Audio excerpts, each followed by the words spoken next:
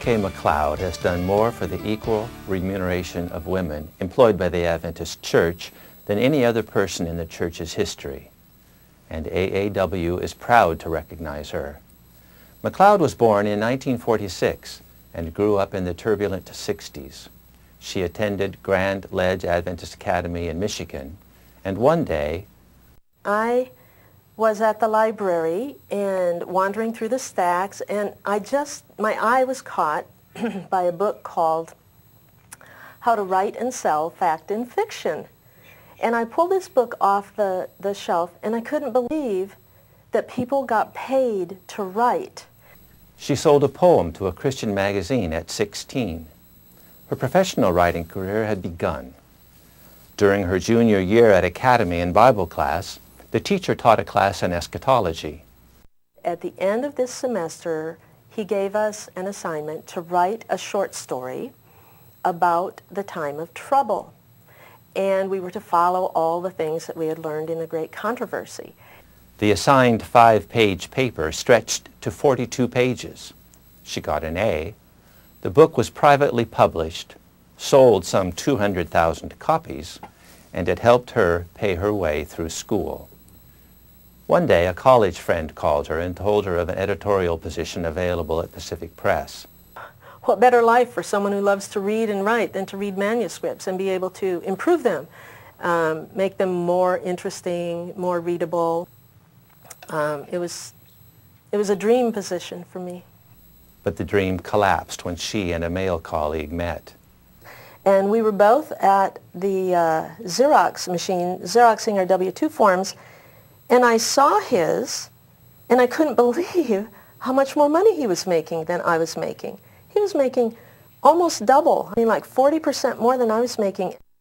She inquired about the disparity and learned that the church had what they called a head of household policy.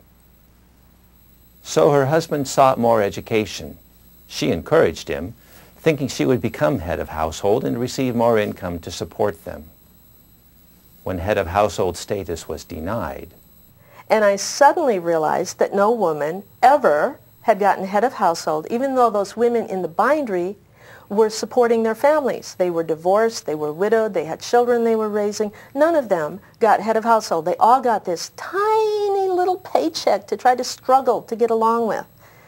And that, of course, that was the defining moment in the Pacific Press case. That was it. Thus began a protracted legal struggle.